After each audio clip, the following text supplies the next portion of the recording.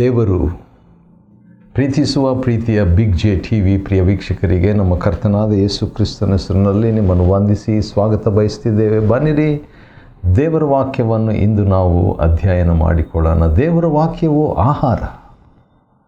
ಹೌದು, ದೇವರ ವಾಕ್ಯವು ಆಹಾರವಾಗಿದೆ. ಯಾಕೆ ದಿನಾಲೂ ನಾವು ದೇವರ ವಾಕ್ಯವನ್ನು ಅಧ್ಯಯನ ಮಾಡಬೇಕು ಎಂಬ ಪ್ರಶ್ನೆಗೆ ಭಾಳ ಸಿಂಪಲ್ ಆನ್ಸರ್ ಅದೇನಂತ ಹೇಳಿದರೆ, ಯಾಕೆ ನಾವು ದಿನಾಲೂ ಊಟ ಮಾಡಬೇಕು ಎಂಬ ಪ್ರಶ್ನೆ ಎಲ್ಲಿ ಇದೆ? ಯಾಕೆ ನಾವು ದೇವರ ವಾಕ್ಯವನ್ನು ದಿನಾಲೂ ಅಧ್ಯಯನ ಮಾಡಬೇಕು, ಅದಕ್ಕೆ ಆದ್ಯತೆಯನ್ನು ಕೊಡಬೇಕು. ಯಾಕಂತ ಹೇಳಿದರೆ ದೇವರ ವಾಕ್ಯವು ಆಹಾರ. ಅದರಲ್ಲಿ ಇಬ್ರಿಯ 5ನೇ ಅಧ್ಯಾಯದ ಪ್ರಕಾರ ಹಾಲಿನ ಆಹಾರವೂ ಇದೆ ಬೈಬಲ್ನಲ್ಲಿ. ಅದೇ ಸಂದರ್ಭದಲ್ಲಿ ಗಟ್ಟಿಯಾದ ಆಹಾರ ಕೂಡ ಇದೆ. ಶಿಶುಗಳಿಗೆ ಹಾಲಿನ ಆಹಾರ, ಪ್ರಾಯಸ್ಥರಿಗೆ ಗಟ್ಟಿಯಾದ ಆಹಾರ, ಎರಡು ರೀತಿಯ ಆಹಾರವನ್ನು ದೇವರು ಭಾಳ ಆಶ್ಚರ್ಯವಾದ ರೀತಿಯಲ್ಲಿ ತನ್ನ ವಾಕ್ಯದಲ್ಲಿ ಇಟ್ಟಿರುವಂಥದ್ದು ಬಹಳ ಅದ್ಭುತ, ಆಶ್ಚರ್ಯ. ಅದಕ್ಕೆ ಒಂದು ಚಿಕ್ಕ ಉದಾಹರಣೆಯನ್ನು ಅರ್ಧ ನಿಮಿಷದಲ್ಲಿ ಕೊಡಬೇಕಾದ್ರೆ, ಈಗ 1ನೇ ಕ್ಲಾಸು, 2ನೇ ಕ್ಲಾಸು, 3ನೇ ಕ್ಲಾಸ್ ಮಕ್ಕಳಿಗೆ 1ನೇ ಕ್ಲಾಸ್ ಪಠ್ಯ ಪುಸ್ತಕನೇ ಇರ್ತೈತೆ, 2ನೇ ಕ್ಲಾಸ್ ಪಠ್ಯ ಪುಸ್ತಕನೇ ಇರ್ತೈತೆ, 3ನೇ ಕ್ಲಾಸ್ ಪಠ್ಯ ಪುಸ್ತಕನೇ ಇರ್ತೈತೆ. PhD ಆದಂಥವರಿಗೆ ಅಥವಾ ಭಾಳ ಹೆಚ್ಚು ಪಾಂಡಿತ್ಯ ಹೊಂದಿದಂಥವರಿಗೆ, ಓದ ಬಯಸುವಂಥವರಿಗೆ PhD ಪುಸ್ತಕ ಪ್ರತ್ಯೇಕವಾಗಿರ್ತದೆ. ಆದರೆ PhD ಪುಸ್ತಕವನ್ನು ಒಂದು ವೇಳೆ 1ನೇ ಕ್ಲಾಸ್ನವ್ರಿಗೆ ಕೊಟ್ಟರೆ ಅದು ಅವ್ರಿಗೆ ಅರ್ಥ ಆಗಲ್ಲ. ಆದರೆ ಬೈಬಲ್ ಹೇಗಿದೆ ಅಂತ ಹೇಳಿದ್ರೆ, 1ನೇ ಕ್ಲಾಸ್ನವರಿಗೂ ಅದೇ ಪಠ್ಯ ಪುಸ್ತಕ, PhD ಅವರಿಗೂ ಅದೇ ಪಠ್ಯ ಪುಸ್ತಕ. ಇಬ್ಬರಿಗೂ ಅರ್ಥ ಮಾಡಿಕೊಳ್ಳುವಂಥ ರೀತಿಯಲ್ಲಿ ಬ್ಯಾಲೆನ್ಸ್ ಮಾಡುವಂಥದ್ದು, ಸಮತೋಲನೆ ಮಾಡುವಂಥದ್ದು, ಪ್ರಕಟಣೆಯನ್ನು ನೀಡುವಂಥದ್ದು, ಸಹಾಯ ಮಾಡುವಂಥದ್ದು ದೇವರ ಕಾರ್ಯ. ಆದ ಕಾರಣ ನಾವು ಈ ಗ್ರಂಥದ ವಿಷಯದಲ್ಲಿ ಬಹಳ ಸಂತೋಷವನ್ನು ಪಡುವವರಾಗಿರಬೇಕು, ಅದನ್ನು ಬಳಸುವವರಾಗಿರಬೇಕು, ಅದರಿಂದ ನಾವು ಪೋಷಣೆಯನ್ನು ಹೊಂದುವವರಾಗಿರಬೇಕು ಎಂಬ ಮಾತುಗಳನ್ನು ಹೇಳಿ ಇಬ್ರಿಯರಿಗೆ ಬರೆದ ಪತ್ರಿಕೆ 6ನೇ ಅಧ್ಯಾಯ, the book of Hebrews chapter 6. ಇಬ್ರಿಯ 6ನೇ ಅಧ್ಯಾಯದಲ್ಲಿ ಒಂದು ಭಾಳ ಪ್ರಾಮುಖ್ಯವಾದಂಥ ಒಂದು ಸಬ್ಜೆಕ್ಟ್ ನಾವು ನೋಡ್ತೇವೆ. ಆ ವಿಷಯ ಏನಂತ ಹೇಳಿದರೆ ಪರಿಪೂರ್ಣತೆ. ಪರಿಪೂರ್ಣತೆಯ 17 ರಹಸ್ಯಗಳು, 17 ಸೀಕ್ರೆಟ್ಸ್ ಆಫ್ ಪರ್ಫೆಕ್ಷನ್. ಪರಿಪೂರ್ಣತೆ ಎಂಬ ಪದ ಭಯಪಡುವಂಥ ಪದ ಅಲ್ಲ. ಅದು ಯಾಕಂತ ಹೇಳಿದರೆ, ಪರಿಪೂರ್ಣತೆ ಅಂತೇಳ್ಬಿಟ್ಟು 2ನೇ ವಚನ 6ನೇ ಅಧ್ಯಾಯ 2ನೇ ವಚನ ಇಬ್ರಿಯ ಗ್ರಂಥಕರ್ತನು ಬರೀತಾ ಇದ್ದಾನೆ. ಆ ಪದವು ಅದೇ ಪದ ಯೋಹಾನ 19ನೇ ಅಧ್ಯಾಯ 30ನೇ ವಚನದಲ್ಲಿ ಬಳಸಲಾಗಿದೆ. ಯೇಸು ಸ್ವಾಮಿ ತೀರಿತು ಎಂಬುದಾಗಿ ಹೇಳಿದ್ರಲ್ಲ, ಅದೇ ಪದ ಟೆಲಿಯು ಎಂಬ ಗ್ರೀಕ್ ಪದ ಅಥವಾ ಟೆಲಿಯೋಸ್ ಅಂತ ಹೇಳ್ಬಿಟ್ಟು ನೋಡುವಾಗ ಪರಿಪೂರ್ಣತೆ, ಸಮಾಪ್ತಿ, ಮುಗೀತು, ತೀರಿತು, ಪರಿಪೂರ್ಣವಾಯಿತು, ಪೂರ್ಣಗೊಂಡಿತು ಎಂಬುದಾಗಿ. ಅದೇ ರೀತಿಯಾಗಿ ಆತ್ಮಿಕ ಜೀವನದಲ್ಲಿ ಕೂಡ ಪೂರ್ಣತೆಗೆ ನಾವು ಸಾಗಬೇಕು. ಆ ರೀತಿಯಾಗಿ ನಾವು ಸಾಗಬೇಕಾದ್ರೆ ಏನು ಮಾಡಬೇಕು? 17 ರಹಸ್ಯಗಳು. ಹೌದು, 17 ರಹಸ್ಯಗಳಿದೆ. ಅದರಲ್ಲಿ ಮೊದಲನೇ ರಹಸ್ಯ ಏನಂದರೆ ಪ್ರಾಥಮಿಕ ಉಪದೇಶಗಳನ್ನು ಬಿಡುವುದು. Leaving elementary teachings. ಪ್ರಾಥಮಿಕ ಉಪದೇಶಗಳನ್ನು ಬಿಡುವುದು. ಪ್ರಾಥಮಿಕ ಉಪದೇಶಗಳಂದರೆ ನಿರ್ಜೀವ ಕ್ರಿಯೆ, ದೇವ್ರ ಕಡೆ ತಿರುಗಿಕೊಳ್ಳುವುದು, ದೇವರಲ್ಲಿ ನಂಬಿಕೆ ಇಡುವಂಥದ್ದು, ದೀಕ್ಷಾ ಸ್ನಾನ, ಹಸ್ತಾರ್ಪಣೆ, ಸತ್ತವರ ಪುನರುತ್ಥಾನ, ನಿತ್ಯವಾದ ನ್ಯಾಯ ತೀರ್ಪು ಮುಂತಾದ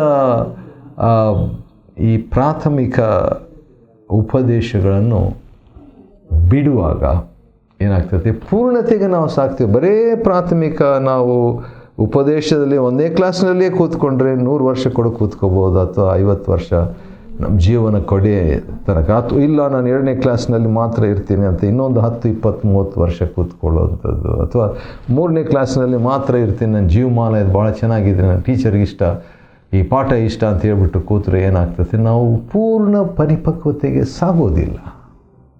2ನೇದಾಗಿ, ನೋ ರೀಫೌಂಡೇಶನ್. ಪುನಃ ಅಸ್ಥಿವಾರ ಹಾಕಬಾರ್ದು. ಅದನ್ನೇ ಇಬ್ರಿಯ ಗ್ರಂಥಕರ್ತನು 6ನೇ ಅಧ್ಯಾಯ 2ನೇ ವಚನದಲ್ಲಿ ಮತ್ತೆ ಅಸ್ಥಿವಾರ ಹಾಕಬೇಡ್ರಿ, ಮತ್ತೆ ಅಸ್ಥಿವಾರ ಹಾಕಬೇಡ್ರಿ. ಒಂದು ಅಸ್ಥಿವಾರ ಮನೆಗೋಸ್ಕರವಾಗಿ ಅಥವಾ ಯಾವುದೋ ಒಂದು ಕಟ್ಟಡಕ್ಕೋಸ್ಕರವಾಗಿ ಅಸ್ಥಿವಾರವನ್ನು ಹಾಕಿದ ಮೇಲೆ ಅದನ್ನು ಹಾಗೆ ಬಿಟ್ಟು 1 ವರ್ಷ ಆದಮೇಲೆ ಮತ್ತೆ ಇನ್ನೊಂದು ಅಸ್ಥಿವಾರ, 6 ತಿಂಗಳಾದಮೇಲೆ ಇನ್ನೊಂದು ಅಸ್ಥಿವಾರ, ಯಾರೋ ಒಬ್ಬರು ಹೇಳಿದ್ರಂತ ಇನ್ನೊಂದು ಅಸ್ಥಿವಾರ. ಜೀವಮಾನವೆಲ್ಲ ಆ ರೀತಿಯಾಗಿ ಅಸ್ಥಿವಾರ ಹಾಕ್ಕೊಂಡ್ರೆ ಯಾವಾಗ ಗೃಹ ಪ್ರವೇಶ, ಯಾವಾಗ ಮನೆ ಕಟ್ಟುವಂಥದ್ದು?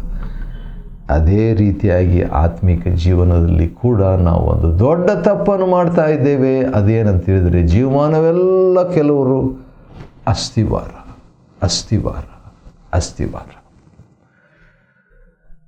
ಇನ್ನು ಒಂದು ದೊಡ್ಡ ಮಿಸ್ಟೇಕ್ ಏನಂದರೆ, ಅಸ್ಥಿವಾರದಲ್ಲೇ ಕೆಲವರು ಕಿಟಿಕಿಯನ್ನು ಇಡ್ಲಿಕ್ಕೆ ಪ್ರಯತ್ನ ಮಾಡ್ತಾರೆ, ಅಸ್ಥಿವಾರದಲ್ಲಿ ಒಂದು ಬಾಗಿಲು ಇಡ್ಲಿಕ್ಕೆ ಪ್ರಯತ್ನ ಮಾಡ್ತಾರೆ, ಅಸ್ಥಿವಾರದಲ್ಲಿ ಫ್ಯಾನ್ ಫಿಟ್ ಮಾಡಲಿಕ್ಕೆ ಪ್ರಯತ್ನ ಮಾಡ್ತಾರೆ, ಅಸ್ಥಿವಾರದಲ್ಲಿಯೇ ಗೋಡೆ ಕಟ್ಟಬೇಕು, ಆದರೆ ಸರಿಯಾದಂಥ ಕೆಲಸ ಆಗಲ್ಲ. ಅದು ಒಂದು ತಮಾಷೆಯಾಗಿ ನಮ್ಗೆ ಅನಿಸ್ಬೋದು, ಆದರೆ ಅದೇ ರೀತಿಯಾಗಿ ಆತ್ಮಿಕ ಜೀವನದಲ್ಲಿ ಆ ರೀತಿಯಾಗಿ ಮಾಡಬಾರ್ದು. ಮಾಡದಿದ್ದರೆ ಏನಾಗ್ತದೆ, ಪೂರ್ಣತೆಗೆ ಸಾಕ್ತೇವೆ. We will go to a life of perfection. 3ನೇದಾಗಿ ಏನು ನೋಡ್ಕೊಳ್ತಾ ಇದ್ದೀವಿ ಅಂದರೆ, ಇಬ್ರಿಯರಿಗೆ ಬರೆದ ಪತ್ರಿಕೆ 6ನೇ ಅಧ್ಯಾಯದಿಂದ ಪೂರ್ಣತೆಯ ಅಥವಾ ಪರಿಪೂರ್ಣತೆಯ 17 ರಹಸ್ಯಗಳು. ಅದರಲ್ಲಿ ನಾವು ಈಗಾಗಲೇ 2 ರಹಸ್ಯ ನೋಡಿದ್ದಾಯಿತು, ಇನ್ನು 15 ರಹಸ್ಯಗಳಿದೆ. ಬೇಗ ನಾವು ನೋಡಬೇಕು. ಬನ್ನಿರಿ. 3ನೇ ರಹಸ್ಯ ಏನಂದರೆ, ದೇವರೊಂದಿಗಿರುವುದು. ಇಬ್ರಿಯರಿಗೆ ಬರೆದ ಪತ್ರಿಕೆ 6ನೇ ಅಧ್ಯಾಯ 3ನೇ ವಚನದಲ್ಲಿ, ದೇವರು ಅನುಮತಿಸಿದರೆ ನಾವು ಇದನ್ನು ಮಾಡೋಣ ಅಂತ ಹೇಳಿದರೆ, ದೇವರ ಅನುಮತಿಸುವಿಕೆ ನಮಗೆ ಬೇಕು. ಯಾವ ವಿಷಯದಲ್ಲಿ? ಎಲ್ಲ ವಿಷಯದಲ್ಲಿ. ಯಾಕೆ? ಪೂರ್ಣತೆಗೆ ಸಾಗಬೇಕಾದ್ರೆ. 4ನೇದಾಗಿ, ಬಿವೇರ್ ಆಫ್ ಫಾಲಿಂಗ್ ಅವೇ. ಹೌದು, ಬಿದ್ದು ಹೋಗೋದರ ಬಗ್ಗೆ ಎಚ್ಚರಿಕೆ. ಹೌದು, ಆತ್ಮಿಕ ಜೀವನದಲ್ಲಿ ಒಂದು ಸಾರಿ ಬೆಳಕನ್ನು ನಾವು ಪಡೆದು ಇಬ್ರಿ 6:4 ಪ್ರಕಾರವಾಗಿ ಪರಲೋಕದ ವರವನ್ನು ರುಚಿ ನೋಡಿ, ಪವಿತ್ರಾತ್ಮನ ಪಾಲು, ದೇವರ ವಾಕ್ಯದ ಒಳ್ಳೆತನ, ಮುಂದಿನ ಲೋಕದ ಅನುಭವಗಳೆಲ್ಲ ಹೊಂದಿಬಿಟ್ಟು ನಾವು ಬಿದ್ದು ಹೋಗುವ ಸಾಧ್ಯತೆ ಇದೆ ನನಗೆ.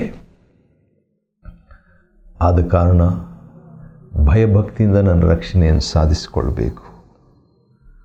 5ನೇದಾಗಿ, ಫಲ ಕೊಡುವುದು.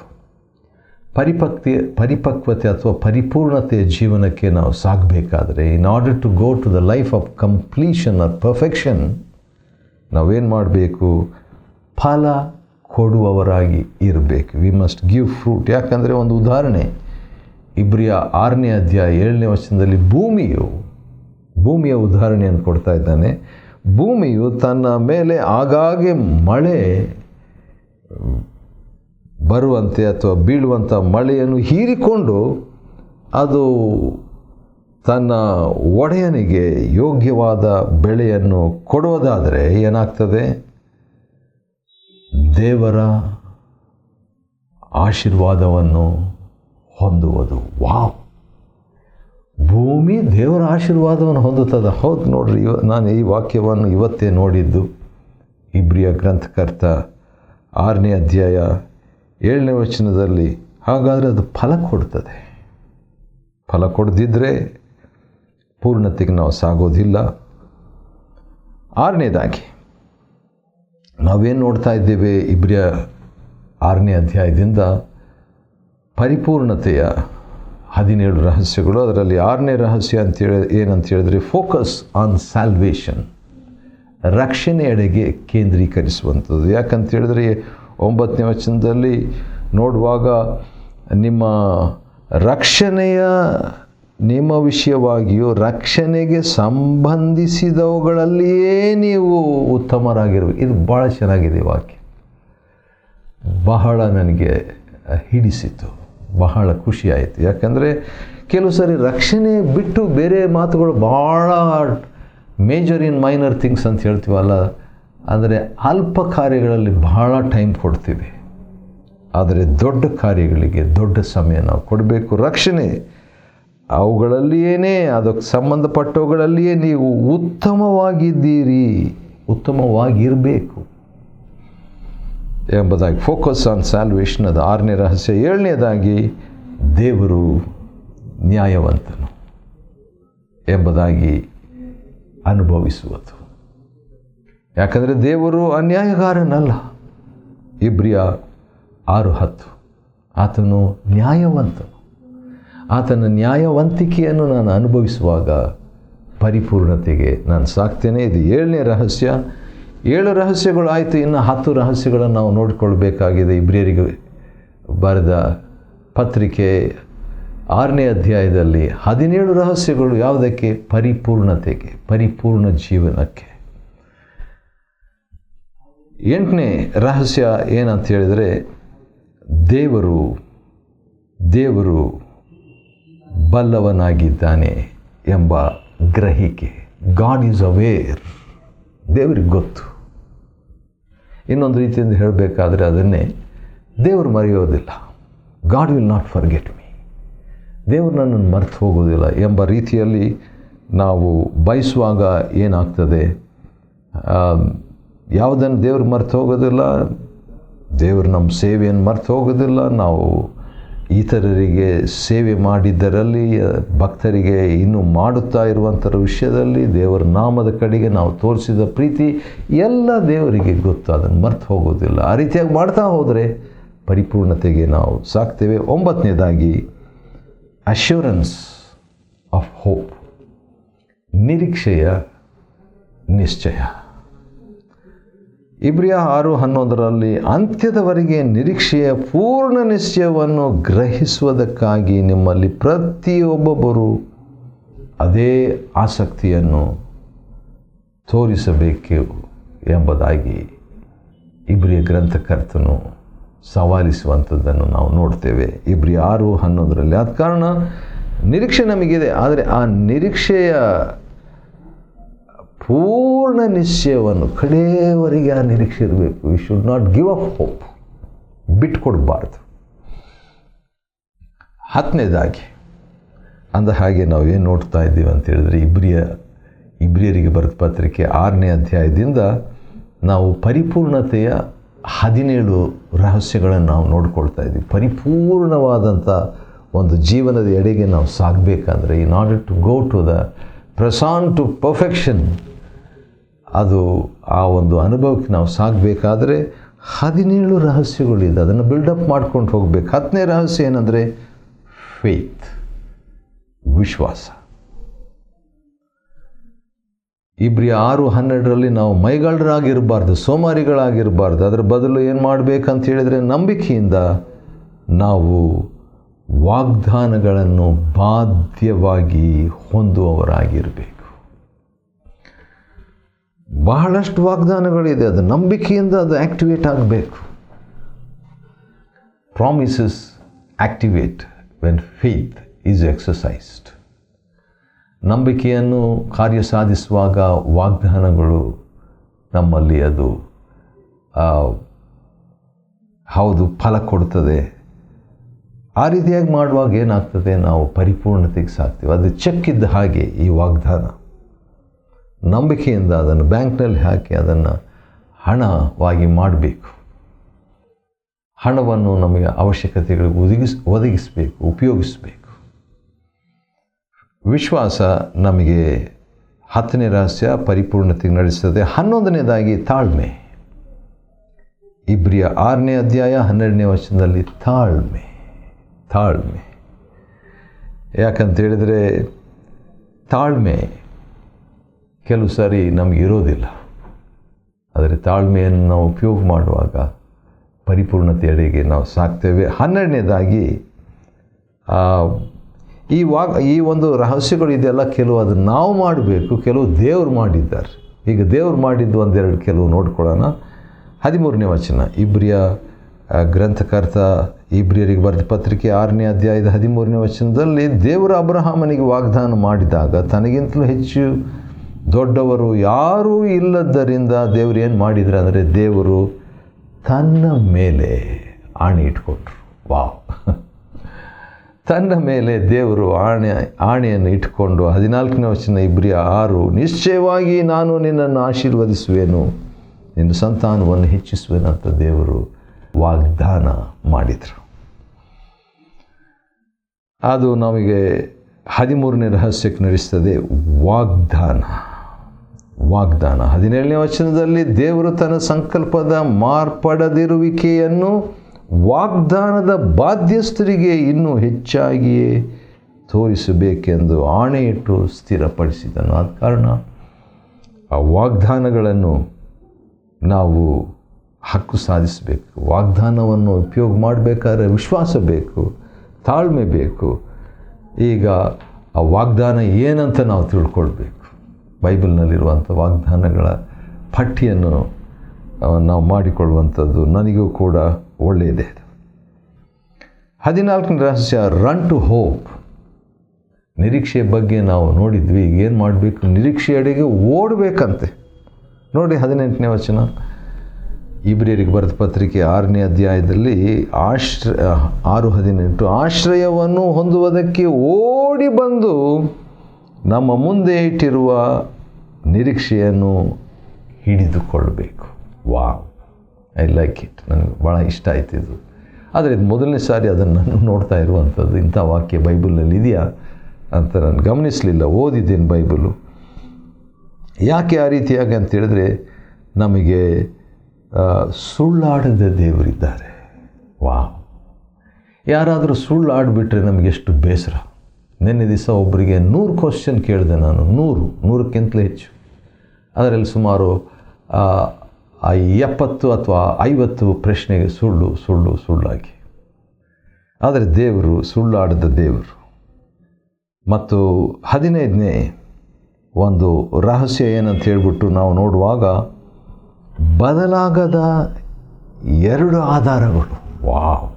ಬದಲಾಗದ 2 ಆಧಾರಗಳು. ಏನು? ದೇವರು ಮೊಟ್ಟ ಮೊದಲನೇದಾಗಿ ಆಣೆ ಇಟ್ಬಿಟ್ಟು ಅದನ್ನೇ ದೇವರು ವಾಗ್ದಾನವಾಗಿ ಮಾಡುವಂಥದ್ದು. God he swore and it took a oath. ಹೌದು, ಪ್ರಮಾಣ. ಒಂದು ಆಣೆ ಮತ್ತು ಅದನ್ನೇ ಪ್ರಮಾಣವಾಗಿ ಸ್ಥಿರಪಡಿಸುವಂಥ ಡಬಲ್ ಪ್ರಾಮಿಸು, ಅದು ಡಬಲ್ ಆಧಾರ ಅಂತ ಹೇಳ್ಬೋದು. ಅದು ಏನಾಗ್ತದೆ? ಪರಿಪೂರ್ಣತೆಗೆ ನಡೆಸುವಂಥ 15ನೇ ರಹಸ್ಯ. 16ನೇ ರಹಸ್ಯ ಭಾಳ ಚೆನ್ನಾಗಿದೆ. ಅದೇನಂತ ಹೇಳಿದರೆ, ಇಬ್ರಿಯ 6:19ನೇ ವಚನದಲ್ಲಿ ಮಹಾಪವಿತ್ರ ಸ್ಥಳಕ್ಕೆ ನಡೆಸುವಂಥ ನಿರೀಕ್ಷೆ. The hope that takes us to the most holy place. ಆ ರೀತಿಯಾಗಿ ಹೋಗ್ಬಿಟ್ರೆ ಪರಿಪೂರ್ಣತೆಗೆ ನಾವು ಹತ್ತಿರ ಆಗಿಬಿಡ್ತೇವೆ. ಕೊನೆಯದಾಗಿ ಇದನ್ನೆಲ್ಲ ದೇವರು ಯಾಕೆ ಮಾಡಿದರು, ಯೇಸು ಸ್ವಾಮಿ ಯಾಕೆ ಮಾಡಿದ್ರು ಅಂತ ನೋಡುವಾಗ, ಇಬ್ರಿಯ 6:20ರಲ್ಲಿ ನಮಗೋಸ್ಕರವಾಗಿ ಆತನು ಮುಂದಾಗಿ ಹೋಗಿರುವ ಫೋರ್ರನ್ನರ್ ಆಗಿರ್ತಾರೆ. ಹೌದು, ಇಬ್ರಿಯರಿಗೆ ಬರೆದ ಪತ್ರಿಕೆ 6ನೇ ಅಧ್ಯಾಯದಿಂದ ನಾವು ಪರಿಪೂರ್ಣತೆಯ 17 ರಹಸ್ಯಗಳನ್ನು ಅಧ್ಯಯನ ಮಾಡಿಕೊಳ್ಳುವಂತೆ ದೇವರು ಕೊಟ್ಟ ಕೃಪೆಗಾಗಿ ಆತನಿಗೆ ಸ್ತೋತ್ರವಾಗಲಿ. ದೇವರು ನಿಮ್ಮನ್ನು ಆಶೀರ್ವದಿಸಲಿ.